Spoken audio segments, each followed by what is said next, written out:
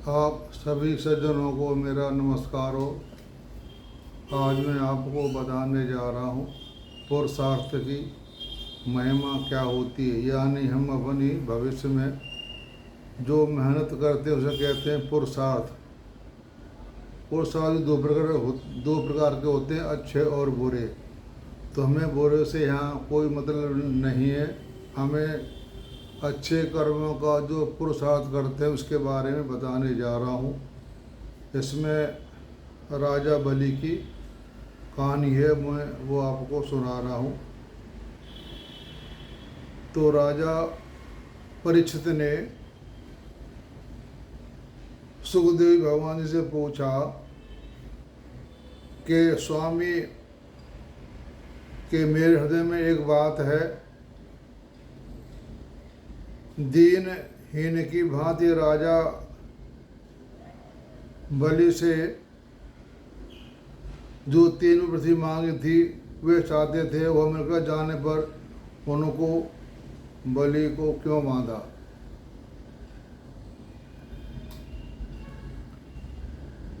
तो इस बारे में मैं आपसे जानना चाहता हूँ। इस बारे में भगवान मुझे आप बताइए।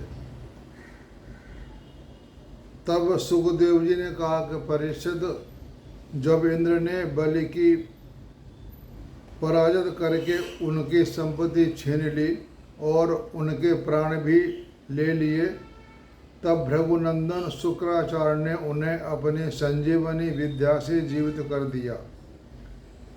इस पर शुक्राचार्य जी के शिष्य महात्मा बलि ने अपना सर्वस्व उनके चरणों पर चढ़ा दिया और वे तन मन से गुरु जी के साथ ही समस्त भृगुवंशी ब्राह्मणों की सेवा करने लगे।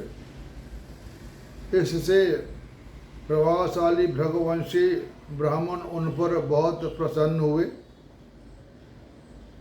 और उन्होंने स्वर्ग पर विजय प्राप्त करने की इच्छा से बलि का महाभिषेक की विधि से अभिषेक करके उनको विश्वजित नामक यज्ञ कराया।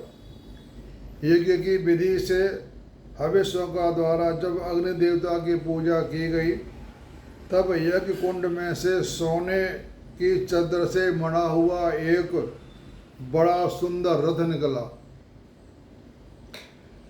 फिर इंद्र के घोड़े जैसे हरे रंग के घोड़े और सिंह के चिन्ह से युक्त रथ पर लगाने की ध्वजा निकली और साथ ही सोने के पत्र से मढ़ा हुआ दिव्य धनुष, कभी खाली न होने वाला और अक्षय तरकस, अक्षय मतलब प्रसिद्ध तरकस और दिव्य कवच प्रकट हुए।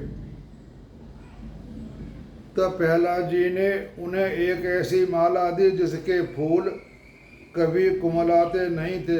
प्रहलाद जी उनके बाबा थे। तब शुक्राचार्य जी ने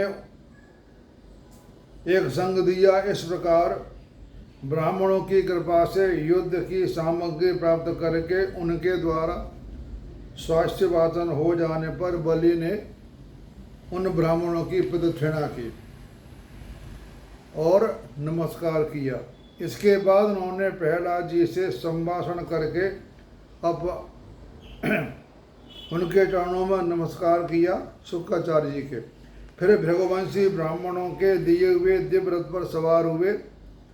जब महारथी राजा बलि ने कवच धारण करके धनुष, तलवार, तरकस आदि शस्त्र ग्रहण कर लिए और दादा की दी हुई सुंदर माला, यानी भक्त प्रहलाद इनके दादाजी थे, जब हवन किया था उसमें से प्रहलाद जी ने प्रकट होकर के उनको एक दिव्य माला दी थी जो कभी मुरझाती नहीं थी। उनकी भुजाओं में सोने का बाजूबंद और कानों में मकराकृति कुंडल जगमगा रहे थे। उनके कारण रथ पर बैठी हुई वे सुशोभित हो रहे थे, मानो अग्निकुंड में अग्नि प्रकट हो रही हो। उनके साथ उन्होंने समान ऐश्वर्य बल विभूति से दैत्य सेनापति अपनी अपनी सेना लेकर के खड़े हो गए। ऐसा जान पड़ता था कि मानो आकाश में पी जाएंगे और अपने क्रोध से प्रज्वलित नेत्रों से समस्त दिशाओं को, क्षितिज को, यानी आसमान को भस्म कर डालेंगे। ऐसा भयंकर रूप बना लिया। राजा बलि ने इस बहुत बड़ी आसुरी सेना को लेकर उसका युद्ध के ढंग से संचालना किया और आकाश और अंतरिक्ष को कपाते हुए सकल ऐश्वर्य से परिपूर्ण इंद्रपुरी अमरावती पर चढ़ाई कर दी, यानी स्वर्गलोक पर राजा बलि ने चढ़ाई कर दी। तो इंद्र ने देखा कि बलि ने युद्ध की बहुत बड़ी तैयारी की है, अतः सब देवताओं के साथ अपने गुरु बृहस्पति के पास गए और उनसे बोले, भगवान, मेरे पुराने शत्रु बलि ने इस बार युद्ध में बहुत बड़ी तैयारी की है। मुझे जान पड़ता है कि हम लोग उनका सामना नहीं कर सकेंगे। पता नहीं किस शक्ति से इनकी इतनी बढ़ती हो गई है। मैं देखता हूं कि इस समय बलि का कोई किस प्रकार से रोक नहीं सकता। वे प्रलय की आग के समान बढ़ गए हैं और जान पड़ता है कि मुख से किस विश्व को पी जाएंगे, जीव से दसों दिशाओं को चाट जाएंगे और नेत्रों की ज्वाला से दिशाओं को भस्म कर देंगे। आप कृपा करके मुझे बतलाइए कि मेरी शत्रु की इतनी बढ़ती का कैसे प्राप्त कर ली, इतनी शक्ति कैसे प्राप्त कर ली। ये पूछ रहे हैं देवता लोग गुरु बृहस्पति से। किसी प्रकार भी दबाया नहीं जा सकता। क्या कारण है? इसके शरीर मन इंद्रियों में इतना बल और इतना तेज कहाँ से आ गया? इतनी बड़ी तैयारी करके चढ़ाई की। तो बृहस्पति ने कहा, इंद्र, मैं तुम्हारे शत्रु बलि को उन्नति का कारण जानता हूँ कि उनको शक्ति ऐसी कहाँ से प्राप्त हुई। ब्रह्मवादी भृगवंशियों ने अपने शिष्य को बलि को महान तेज शक्तियों का खजाना बना दिया है। सर्वशक्तिमान भगवान को छोड़कर तुम या तुम्हारे जैसा और कोई भी बलि के सामने उस प्रकार नहीं ठहर सकता जैसे काल के सामने प्राणी। इसलिए तुम सर्वलोक को छोड़कर कहीं छिप जाओ और उस समय प्रतीक्षा करो जब तुम्हारे शत्रु का भाग्य चक्र पलटे। इस समय ब्राह्मणों के तेज से बलि को उत्तरोत्तर वृद्धि हो रही है, उसकी शक्ति बहुत बढ़ गई है। जब वह उन ब्राह्मणों का तिरस्कार करेगा तब अपना परिवार परकर के साथ नष्ट हो जाएगा। बृहस्पति जी के देवताओं के समस्त स्वार्थ और परमार्थ के ज्ञाता थे। उन्होंने इस प्रकार देवताओं को सलाह दी, तब वे अपनी इच्छा अनुसार रूप धारण करके स्वर्ग छोड़ करके चले गए। यानी कहने का मतलब यह है कि जब कोई भी व्यक्ति है अपने बल से पुरुषार्थ करके जब कोई शक्ति प्राप्त कर लेता है तो उसके सामने कोई कुछ नहीं कर पाएगा, उसको कोई हरा नहीं पाएगा। यानी उसने बहुत मेहनत करके तपस्या करके यह फल प्राप्त किया, भगवान ने उनको वरदान दिया। तब बृहस्पति ने कहा कि भाई ऐसा है कि उनको अभी उनसे लड़ाई करने में तुम्हारा कोई फायदा नहीं है कि राजा बलि ने बहुत तपस्या की है, साधु संतों की सेवा करता है, ब्राह्मणों को सत्कार करता है, उसके धर्म को हम काट नहीं सकते। किसी को हराना है तो पहले उसके धर्म को खत्म किया जाता है, उसके बाद ही हरा सकते हैं। इसमें भलाई यही है कि आप अपना स्वलोक छोड़ करके अन्यत्र कहीं चले जाओ। मैं अभी तुम्हारे बारे में कुछ नहीं कर सकता। देवताओं के छिप जाने पर विरोचन नंदन जी बलि ने अमरावती पुरी पर अपना अधिकार कर लिया, यानी उन्होंने अपना अमरावती स्वरूप पर अधिकार कर लिया। जब बलि विश्व विजयी हो गए तब शिष्य प्रेमी भृगवंशियों ने अपने अनुकूल शिष्य से 100 अश्वमेध यज्ञ करवाए। उस यज्ञ के प्रभाव से बलि की कीर्ति कौमुदी तीनों लोकों से बाहर भी 10 दिशाओं में फैल गई। 10 दिशाएं होती हैं, 4 दिशाएं और बीच में 4 दिशाएं अग्निकोण, वायुकोण, अग्निकोण और एक आकाश की दिशा एक जमीन की, ऐसे 10 दिशाओं पर होती है। तो उनकी कीर्ति 10 दिशाओं में फैल गई और नक्षत्रों के राजा चंद्रमा के समान शोभायमान हुए। तो ब्राह्मण देवताओं की कृपा से प्राप्त समृद्ध राज्य लक्ष्मी का वे बड़ी उदारता से उपभोग करने लगे और राज करने लगे। तब सुखदेव जी कहते हैं कि जब देवता इस प्रकार भागकर छिप गए और दैत्यों ने स्वर्ग पर अधिकार कर लिया, तब देव माता अदिति को बड़ा दुख हुआ। दिति और अदिति, तो देव माता अदिति को बड़ा दुख हुआ। अदिति के देवता अदिति से दैत्य पैदा हुए, ये हमारा शास्त्र बताता है। एक बार बहुत दिनों के बाद जब परम प्रभावशाली कश्यप मुनि की समाधि टूटी, तब अदिति के आश्रम पर आए। उन्होंने देखा कि न तो यहाँ सुख शांति है, न किसी प्रकार का उत्साह और सजावट है। तो जब वे जाकर आश्रम पर बैठ गए और अदिति ने विधि पूर्वक उनका सत्कार कर लिया, तब वे अपनी पत्नी अदिति से, जिस चेहरे पर बड़ी उदासी छाई हुई थी, बोले, कल्याणी, इस समय संसार में ब्राह्मण पर कोई विपत्ति तो नहीं आई। यानी वो कश्यप जी कह रहे हैं अपनी पत्नी अदिति से कि ब्राह्मण पर कोई विपत्ति तो नहीं आई। काल के कराल गाल में पड़े हुए लोगों का कुछ अमंगल तो नहीं हो रहा। गृहस्थाश्रम तो जो लोग योग नहीं कर सकते उन्हें भी योग का फल देने वाले हैं। इस गृहस्थाश्रम में अर्थ और काम के सेवन में किसी प्रकार का विघ्न तो नहीं हो रहा है।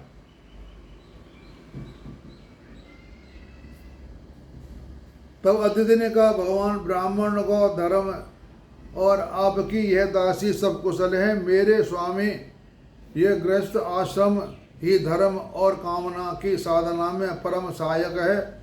प्रभु, आपके निरंतर स्मरण और कल्याण कामना से अग्नि, अतिथि, सेवक, भिक्षुक और दूसरे याचकों को भी मेरा तिरस्कार नहीं किया है।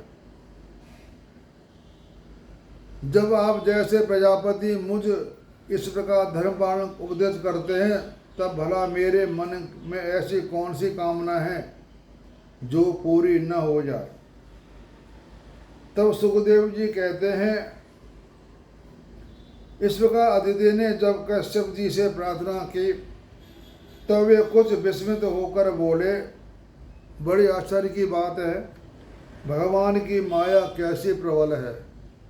भगवान की माया के बारे में कोई कभी कुछ नहीं कह सकता। यह सारा जगत इसने की रज्जु से बना हुआ है। सब उन्होंने सारी बातें उनको समझाई। पंचभूतों का बना हुआ आत्मा, शरीर और कहाँ प्रकृति परे आत्मा, यह किसी का कोई पति है, न पुत्र है और न ही संबंधी है। मोही मनुष्यों को नचा रहा है। तुम संपूर्ण प्राणियों के हृदय में विराजमान अपने भक्तों के दुख मिटाने वाले जगत गुरु भगवान वासुदेव की आराधना करो। वे बड़े दीन दयालु हैं। अवश्य ही श्री हरि तुम्हारी कामनाएं पूरी करेंगे। इस प्रकार दृढ़ निश्चय कि भगवान की भक्ति कभी व्यर्थ नहीं होती, सर्वोपरि भक्ति होती है। भक्ति बढ़कर के कुछ नहीं है। ज्ञान, वैराग, ये सब भक्ति के पीछे हैं। भक्ति सर्वोपरि बताई गई है, जिससे वे शीघ्र मनुष्य मुझ पर प्रसन्न हो जाएं और आराधना की विधि मुझे बतलाइए।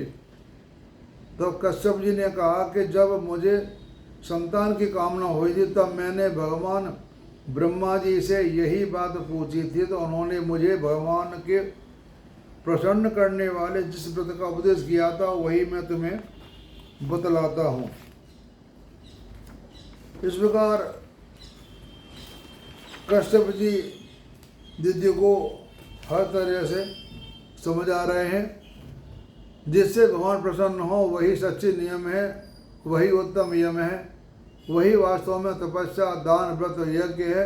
इसलिए देवी संयम और सत्श्रद्धा से तुम उस व्रत का अनुसरण करो। भगवान शीघ्र ही तुम पर प्रसन्न होंगे और तुम्हारी अभिलाषा पूर्ण करेंगे। तब सुखदेव जी कहते हैं कि परीक्षित अपने पतिदेव महर्षि कश्यप जी का उपदेश प्राप्त करके अदिति ने बड़ी सावधानी से 12 दिन तक इस व्रत का अनुष्ठान किया। बुद्धि को साथी बनाकर मन की लगाम से उसने इंद्रिय रूप दुष्ट घोड़ों को अपने वश में करके लिया और एक निष्ठ बुद्धि से वह पुरुषोत्तम भगवान का चिंतन करती रही। मत इंद्रिय जो हमारी होती हैं उन सबको अपने वश में करके उन्होंने भगवान की पूजा की। उसने एकाग्र बुद्धि से अपने मन को सर्वात्मा भगवान वासुदेव में पूर्ण रूप से लगाकर वयो व्रत का अनुष्ठान किया। तब पुरुषोत्तम भगवान उनके सामने प्रकट हुए। तो जब पीताम्बर धारण किए हुए थे, 4 भुजाएं थीं, शंख चक्र गदा लिए हुए, अपने नेत्रों के सामने भगवान की सहसा प्रकट हुए देख करके अदिति सादर उठ खड़ी हुई और फिर प्रेम से विहर होकर अपने पृथ्वी पर लेट गई। मतलब साष्टांग दंडवत किया। फिर उठकर हाथ जोड़कर भगवान की स्तुति करने की चेष्टा की, परंतु नेत्रों में आनंद के आंसू उमड़ आए और उसे बोला न गया।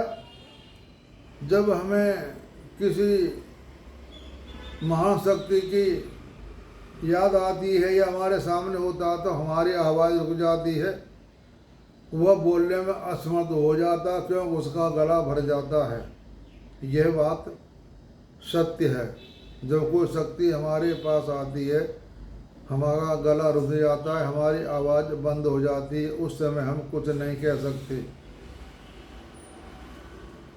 दर्शन के आनंदो उल्लास से उसके अंगों में कंपन होने लगा और चुपचाप खड़ी रही।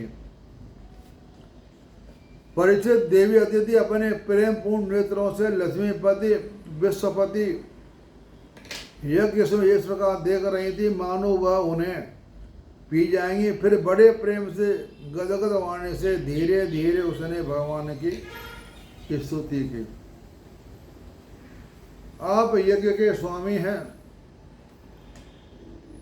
यज्ञ भी आप ही हैं। आपके चरण कमलों का आश्रय लेकर लोग भव सागर से तर जाते हैं। आपके यश कीर्तन का श्रवण भी संसार से तारने वाला है और आपके नामों के श्रवण मात्र से कल्याण हो जाता है। आदि पुरुष जो आपकी शरण में आ जाता है उसकी सारी विपत्तियां नाश हो जाती हैं। भगवान आप दीन के स्वामी हैं, आप हमारा कल्याण कीजिए। आप विश्व की उत्पत्ति, स्थिति और प्रलय के कारण हैं और विश्वरूप भी आप ही हैं। अनंत होने पर भी स्वच्छंदता से आप अनेक सत्य और गुणों को स्वीकार करते हैं। आप सदा अपने स्वरूप में स्थित रहते हैं और नित्य निरंतर बढ़ते हुए पूर्ण बोध के द्वारा आप हृदय के अंधकार को नष्ट कर देते हैं। भगवान मैं आपको नमस्कार करती हूँ। इस प्रकार माता ने भगवान से कहा, प्रभु आप प्रसन्न होइए। तब मनुष्यों को ब्रह्मा जी का दीर्घ आयु, उनके ही समान दिव्य शरीर,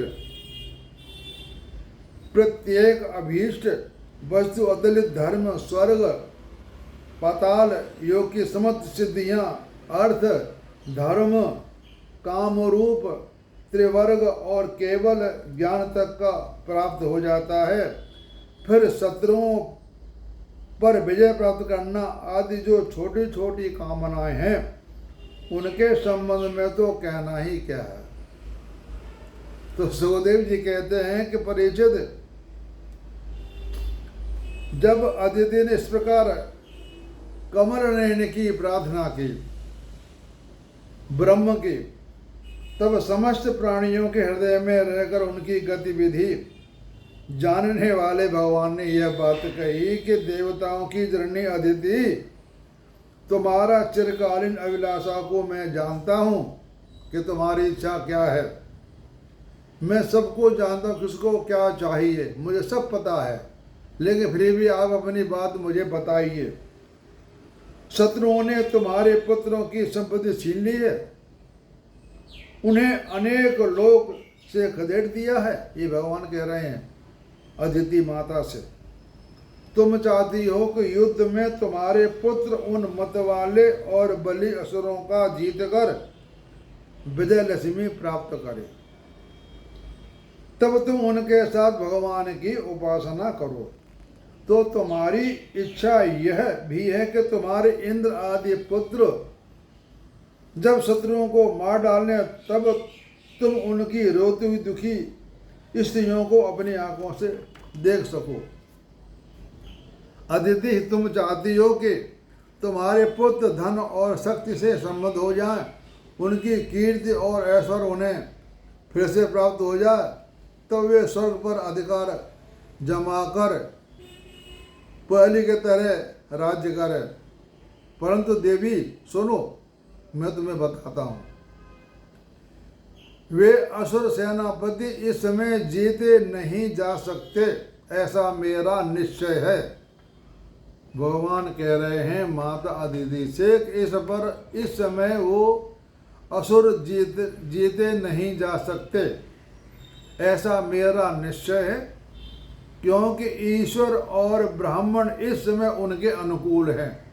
यानी राजा बलि ने ब्राह्मणों की, संतों की, सबकी सेवा अच्छी तरह से की है, उनका धर्म का झंडा लहरा रहा है। इस समय उनको तुम जीत नहीं सकते, क्योंकि ये देवताओं की बताते हैं रीत है। लिखा है आगे क्या भगवान जाने, कि देवताओं को सीधा चाहिए पका पकाया, कि हमें पका के दे दो हम खा लें। ये देवताओं की रीत है, लिखा है। सही है गलत ये नहीं पता मुझे। और असुर लोग करते हैं मेहनत, तपस्या करते हैं, और उस तपस्या के द्वारा वो फल को प्राप्त करते हैं। जो तपस्या करता है और मेहनत करता है वह उनको फल मिलता है।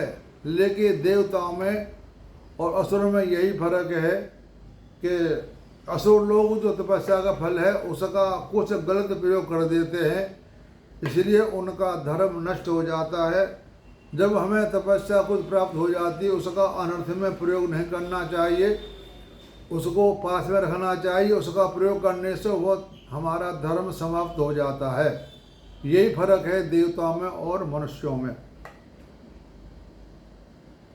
इस समय उनके साथ ये लड़ाई छिड़ जाएगी तो उससे सुख मिलने की आशा नहीं है।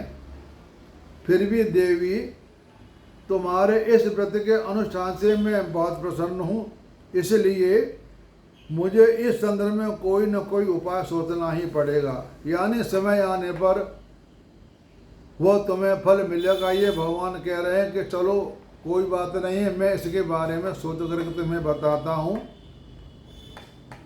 क्योंकि मेरी आराधना व्यर्थ नहीं होनी चाहिए। भगवान कह रहे हैं कि तुमने मेरे तपस्या की है तो तुमको फल मिलेगा, लेकिन फल कब मिलेगा वह मेरी इच्छा अनुसार ही मिलेगा। तुमने अपने पुत्रों की रक्षा के लिए आराधना व्रत नहीं विधि पूर्वक पवित्र से मेरी पूजा की है, स्तुति की है, अतः मैं अंश रूप से पूर्ण से नहीं, भगवान कह रहे हैं कि मैं अंश रूप से कश्यप के वीर में प्रवेश करूंगा और तुम्हारा पुत्र बनकर तुम्हारी संतान की रक्षा करूंगा। ये भगवान ने अदिति से कहा है कि मैं कश्यप के वीर में प्रवेश करूंगा और तुम्हारा पुत्र बनकर तुम्हारी संतान की रक्षा करूंगा। तुम अपने पति कश्यप में मुझे इस रूप में स्थित देखो। भगवान कह रहे हैं कि तुम कश्यप को मेरे भगवान के स्वरूप में कश्यप को देखो और निष्पा प्रजापति की सेवा करो। देवी देखो, किसकी पूछने पर भी यह बात दूसरों को मत बतलाना। देवताओं का रहस्य जितना गुप्त रखता है उतना ही सफल होता है। अब मैं आपको एक बात बतला देता हूँ। जब भी आप ध्यान करते हैं, पूजा करते हैं, इसमें ये कह रहे हैं तुम्हें कोई भी उस समय ऊर्जा या शक्ति प्रदान होती है, कोई नई चीज़ तुम्हें दिखाई देती है, तुम्हें किसी का आभास होता है, उस बात को किसी को नहीं बताना चाहिए। आपने ध्यान किया, आपको कोई ऊर्जा प्राप्त होकर आपको सामने दिखाई दी, उसके बारे में किसी को नहीं बताना चाहिए। अगर आप किसी को बता दिया तो आपका तपस्या का पूरा बेकार चला गया। ये मेन बात है, मुख्य बात है। हम ध्यान में जो भी हमें आभास होता है उसको बात हमें अपने आप ही गुप्त रखना चाहिए, उस बात का पर्दा नहीं खोलना चाहिए। इसी प्रकार ही बताया है कि प्रगति का जो भी स्वरूप है या पारब्रह्म परमेश्वर की जो भी आज्ञा है, जो भी है, उसमें हमें विधि नहीं बनना चाहिए, क्योंकि इस संसार को प्रभु पारब्रह्म परमेश्वर जगत का पालन करता, जगत को उत्पन्न करने वाला, जगत का संहार करने वाला, इस दुनिया को चला रहा है, उसमें हमें कोई हस्तक्षेप नहीं करना चाहिए। हमें अपनी मर्यादा में ही रहना चाहिए। हस्तक्षेप करेंगे तो हमारा धर्म नाश हो जाएगा। इसी कारण असुर लोग हस्तक्षेप करते हैं, प्रकृति से खिलवाड़ करते हैं, इस तरह से उनका धर्म नष्ट हो जाता है। यही फर्क है देवताओं में और असुरों में। इतना कहकर भगवान वहां से अंतर्धान हो गए।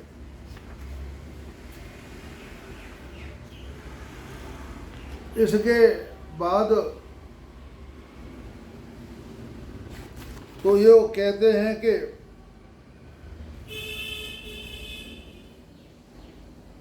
जब आदित्य ने इस प्रकार भगवान की स्तुति की तो समस्त प्राणियों के हृदय में रहकर उनकी गतिविधि जानने वाले भगवान ने यह बात कही।